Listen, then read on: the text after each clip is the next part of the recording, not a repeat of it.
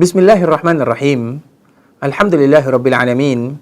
Wassalatu wassalamu ala asyrafil anbiya'i wal mursalin wa ala alihi wa ashabihi wa man tabi'ahum bi ihsanin ila yaumiddin, amma ba'du.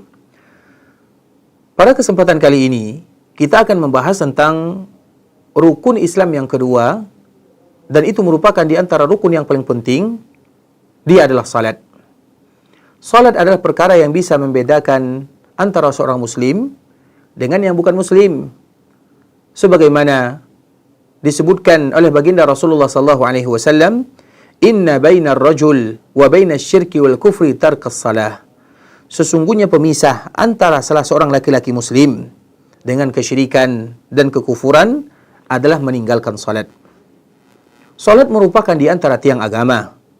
Sebagaimana hadis baginda Rasulullah sallallahu alaihi wasallam, "Ra'sul amril Islam wa 'amuduhu shalah." Puncak daripada segala urusan itu adalah Islam, dan tiangnya adalah salat. Dan ibadah salat merupakan di antara ibadah yang pertama kali seorang hamba akan dihisab oleh Allah Subhanahu wa taala. Kalau sekiranya ibadah salatnya baik, maka semua amal ibadah yang lainnya akan ikut baik. Akan tetapi kalau sekiranya salatnya tidak bagus, maka akan merusak semua amal ibadah yang lainnya.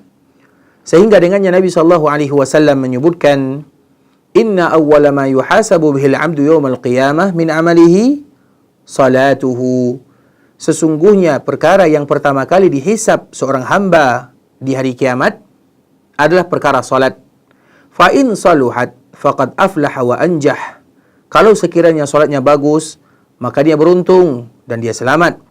Wa in fasadat faqad khaba wa khasir. Kalau sekiranya salatnya rusak, tidak bagus, maka dia merugi dan dia akan menyesal. Dan salat itu merupakan di antara salah satu yang bisa menyejukkan hati Nabi sallallahu alaihi wasallam dalam urusan dunia. Makanya Nabi sallallahu alaihi wasallam menyebutkan dalam salah satu hadisnya, "Wa ju'ilat qurratu 'aini fis shalah." Maka Allah menjadikan salat sebagai penyejuk hatiku, penyegar mataku. Dan qurratu 'ainin itu artinya sesuatu yang membuat seseorang bisa berbahagia. Seseorang yang mereka hatinya akan beristirahat dalam rangka beribadah kepada Allah Subhanahu wa taala.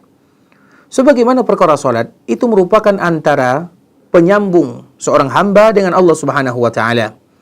Dia juga bisa menjauhkan seseorang dari perbuatan keji dan mungkar. Tentu bagi mereka yang melakukan dengan ikhlas, bagi mereka yang mendirikan dengan khusyuk. Sebagaimana firman Allah Subhanahu wa taala, "Innas salata tanha 'anil fahsya'i wal munkar." Sesungguhnya salat bisa mencegah kalian dari perbuatan keji dan juga perbuatan mungkar. Sebagaimana juga salat tidak sah kecuali dengan apa yang diperintahkan oleh Nabi sallallahu alaihi wasallam. Maknanya tidak ada orang yang beribadah, melakukan ibadah salat kecuali sesuai dengan contoh yang diajarkan oleh baginda Rasulullah sallallahu alaihi wasallam.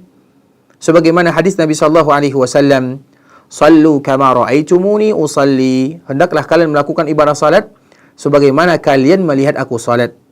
Maknanya kita belajar bagaimana tuntunan dan ajaran baginda Rasulullah sallallahu alaihi wasallam dikala melakukan ibadah salat. Oleh karenanya wajib hukumnya bagi seorang muslim untuk mengetahui hukum-hukum yang berkaitan dengan salat. Kemudian tata cara di dalam salat sebagaimana yang diajarkan oleh Nabi sallallahu alaihi wasallam dan sebagaimana yang diajarkan juga oleh para ulama-ulama yang datang setelahnya.